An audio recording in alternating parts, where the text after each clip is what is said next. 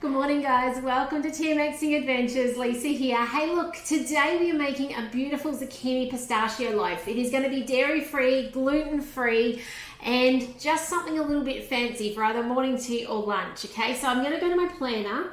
I love how cookiedoo.com.au makes it so easy to plan out my life, okay? I'm not paid to tell you that. Did you know that? Consultants are actually not paid on cookiedoo.com.au subscriptions, okay? That is something, that's an agreement with cookiedoo.com.au, which is the German part. I'm guessing they're kind of part of the manufacturing kind of part. But I love it. Like, I genuinely say it because I love and enjoy it. It makes my life easier to shop, to plan, and you guys know I'm not a great planner, but I can kind of have a bit of a method for planning, and I love the variety. Like, I bring you guys 16 to 20 recipes every single month, and of that there may be sometimes one that I've done before, but predominantly brand new recipes. Okay, I love it. I love the filters, I love the search. If you need a hand with Cookiedoo, whether you got a TM31 and you're actually manually following them, or a TM5 and you're manually doing it, or sending it to a cook key on the side, let me know if you need help with that, okay? I'd love to make sure you're getting the most out of cookiedoo.com.au. So I'm going to go to my, and obviously TM6 as well, okay, just in case that wasn't obvious. I'm going to go to my planner. You can see today's recipe is there.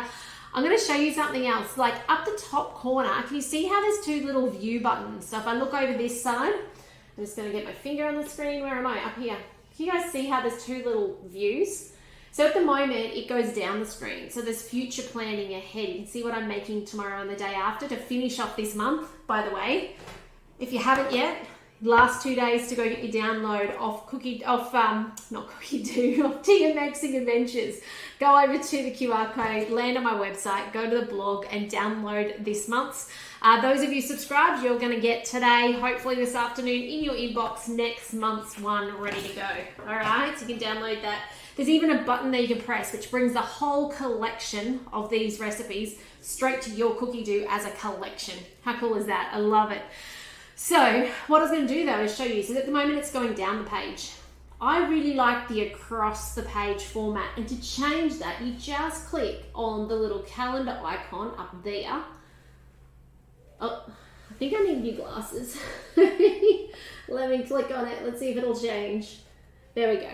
And now it goes across the page like a weekly view. Why I also like that, do say hi if you're watching on today, by the way, as well, everybody.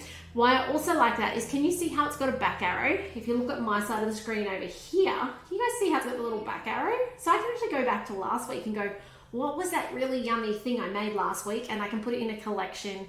I can recook it, or maybe I didn't get to cook something from last week. I can put it ahead in time. How cool is that? Anyway, back to here. Let's go to today's recipe. You can see I can also move it, like I can do. It says add to shopping list, move to another day, and remove, or I can just click on it to start.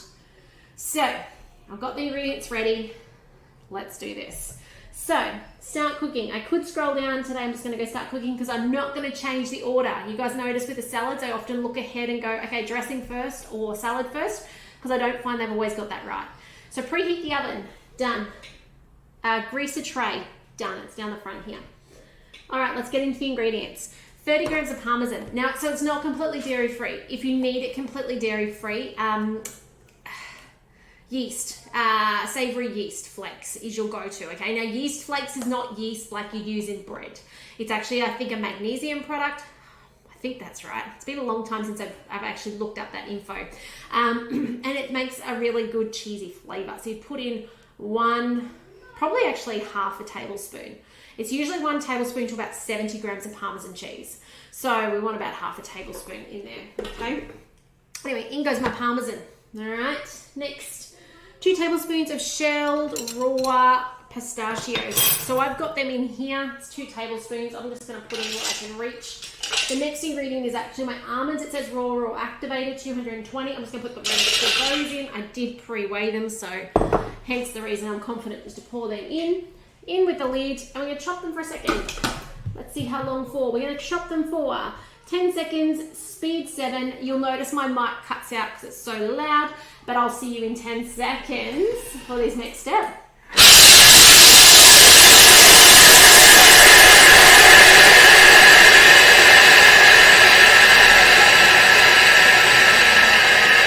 I was tempted the MC out. I thought better of that idea. I didn't really want to wear a nut in my eye. Look at that. How good is that? Milling with the Thermomix, like it just doesn't get easier. Making your own nut flowers. Transfer to a bowl and set aside. Okay. So all I'm going to do, you'll see some of it stuck on the sides. Hey Chris, how are you today? How is the weather for you guys? It is absolutely beautiful here today. Finally some sunshine. The rain has stopped. Thank goodness for that. Don't know if you guys can see that back here, but it's just beautiful texture. So out that comes. Down that goes. All right, hopefully I'm going to fit it all in. Actually, I'm going to leave the rest in there only because I'm overflowing my bowl out the back, okay? So that was Parmesan. That was a little bit of pistachios. And you know what? I reckon as much as this is flavored pistachio, you could actually just do all almonds if you'd like. I reckon it'd work just as well. And then obviously your almonds. Okay, next up we've got zucchinis. So I've got a couple of store-bought ones here, but then I've got our homegrown ones underneath. You'll see some of them are chopped in certain ways just to get rid of the bits. We've been having quite a great run of zucchinis at the moment. Actually, sweet potatoes and potatoes are insane at the moment. We have wheelbarrow loads of sweet potatoes. Insert the measuring cup. Let's dice this down. Next, 5 seconds, speed 5, off we go.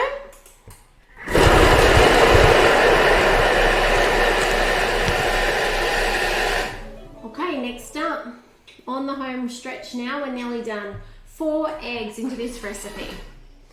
Look at that. How cool is that? So easy to include extra vegetables and nutrients into your food when you've got a Thermomix. And it's really easy to find those recipes to include them as well. I do love that. So there we go. In with 4 eggs. Insert the measuring cup. By the way, some of those were yellow zucchinis, okay?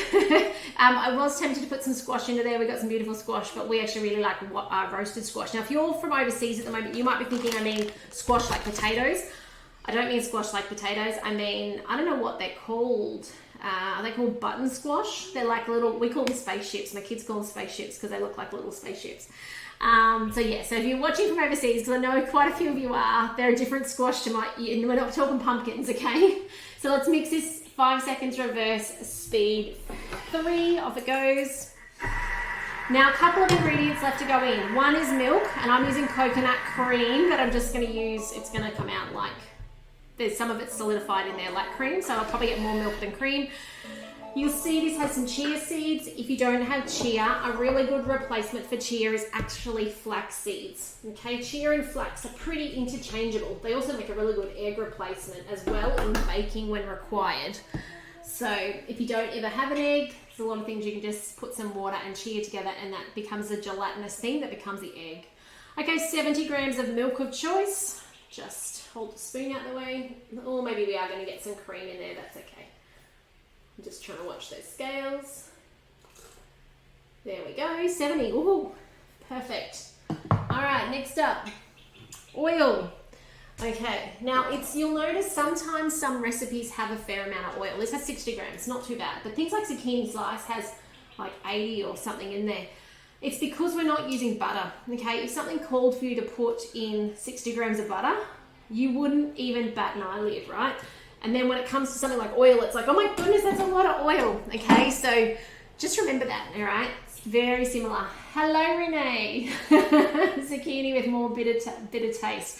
Our squash we grow here, I don't know whether they're supposed to be or whether it's ours, but ours just kind of taste like zucchini. Like they really do. They're a different shape. They are literally like a little spaceship.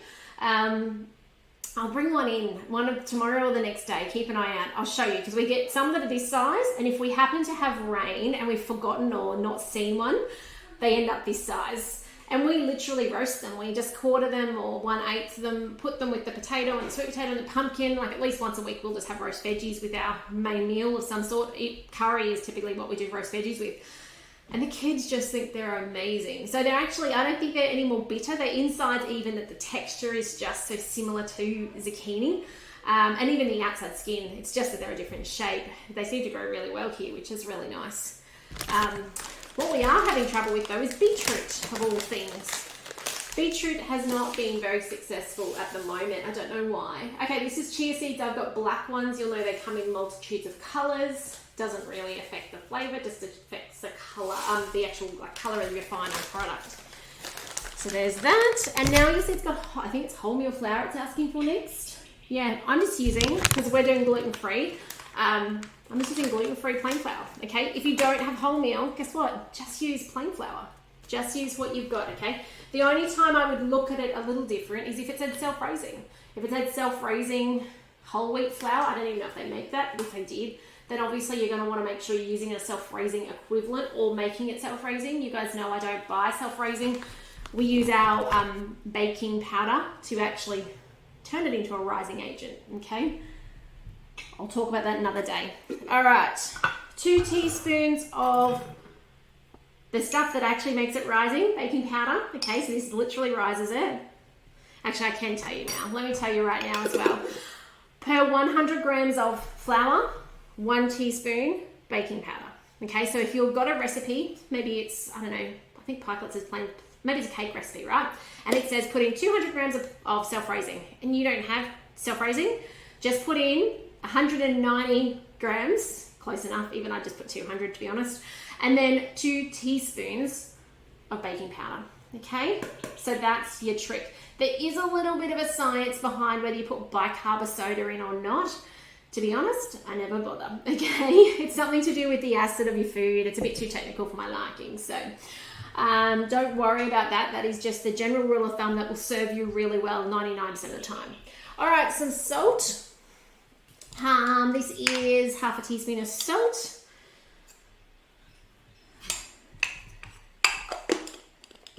Oh, Renee, you miss your veggie patch. My kids couldn't survive without their veggie patch. So at the moment, hubby has actually gone down to the local tip to get some boxes because they're about to make another couple of no-dig garden beds. So they, yesterday, so out the front, we've got a whole lot of citrus trees planted. I think there's nearly 20 citrus and other fruit trees that we have put in since we've been here in the last 12 months.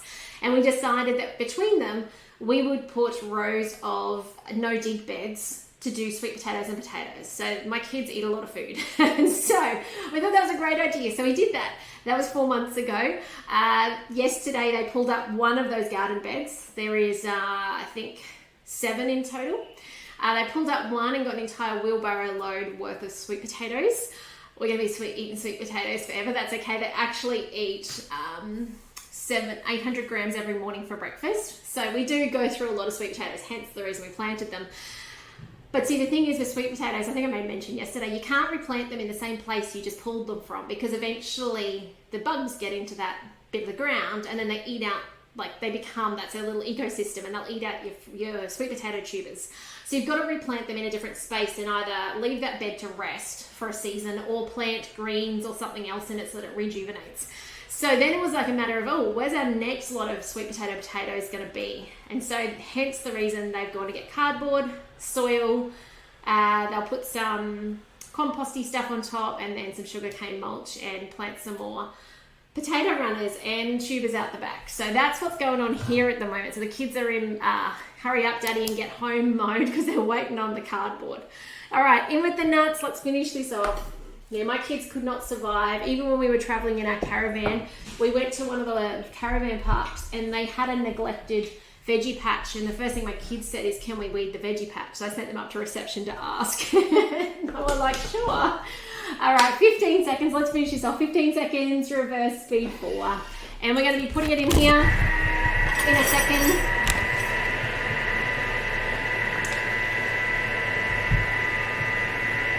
Nearly done. Have a look at that. Spinning around.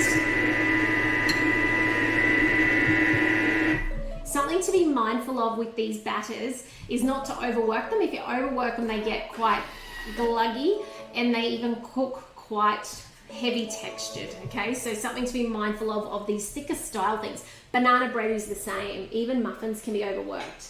Okay, done. Look at this. We transfer it into the transfer into your tray, add some chopped pistachios, and then cook it. Now, it does cook for a long time. It's something you'll want to prepare well in advance. 70 minutes, 170 degrees until a skewer comes out clean. Now, a couple of tips around that. With the zucchini, don't overdo it. It's similar to your banana bread and things like that. If you have that too much moisture content in it, it will never, ever, ever cook. So often I've had people in the past reach out and say, hey, my banana bread is always soggy on the bottom, okay, the last centimeter or so. And what it is it's the overabundance of putting in too much banana, and it literally can't cook, okay? Similarly with zucchini, because the zucchini is going to keep it really soft and tender and moist. Tender's the wrong word, it's a loaf, I know, but you know what I mean. It's going to be soft and spongy, but if you've got too much of it in there, it's just not going to be able to set, okay? It's not going to be able to cook. So just something to be mindful of there. And you may, depending on your oven, have to extend it by 10 or 15 minutes, or even keep an eye on it in case it overcooks. So, all right, let's put this in. I've sprayed this. This is from the mix shop. I do like these cake containers because they hold themselves up. Don't know if I've got too much mix. I'm soon about to find out. Actually, I don't even know if they're still available in the mix shop. You'll have to check that out. But I like that they hold form really quite well. I do have a bit much, so I'm going to make some mini loaves. So because it has got the rising agent in it, you do not want to go all the way to the top, because this is also going to rise up, and then it's going to also mound up, right? So what I'm going to do is I'm going to sprinkle some pistachios on. And it did say chopped, but you know me, I'm no good at chopping things beforehand. It's just chuck them on and it'll be right. Tastes good in the end. The downside to not being chopped is getting your knife through it at the end, okay? That's the biggest downside. So that's it, okay? Now, because mine is slightly smaller, and you might find the same with yours, you may need to reduce your time in the oven. If it's the full batch, you'll be fine with it being pretty close to what they've got there. So have a great day, guys. I might be back later today. I noticed when I was planning this morning and getting all the ingredients out, I thought I had 2 to go. I forgot that I haven't done this really interesting recipe in the corner called the chocolate coconut avocado smoothie. Now, it's quite a warm day today. I think we're coming up to 30, so I might give that a go with the kids. I'm not sure what they're going to think. I have some tips around that, but I think, again, you'll notice a lot of the recipes I do really do have a focus around putting extra nutrients into what my family and I are eating, okay? Where I can have it to be healthy and hiding something. Happy days. So I had forgotten that I hadn't done that one. Tomorrow we've got, tomorrow and the next day I've got the hash brown cups and the lemon rosemary chicken and rice. I'm excited to give that one a go. And as I said, I love the variety. Like, I'm trying to think if I'd made yesterday's salad before yesterday, but all these other recipes on here were brand new to me. You know, I've been making things with my Thermomix for coming up to 10 years. And Cookie Doo just means that I can keep making new recipes constantly. We do have our favorites. My kids can, pikelets is something they will make multiple times a week. But, to have such a repertoire of recipes at your fingertips, it's just amazing. But have a great day, guys. I might be back later today. I might make that recipe, see what the kids think, and I'll let you know. But I'll do it live so you guys get to see as well. But have a wonderful rest of your day, and let me know if I can help you with anything about your Thermomix. And Renee, thanks for saying hi today. The rest of your comments are off the screen, so I will reply later. But take care, and I shall see you soon. Bye for now.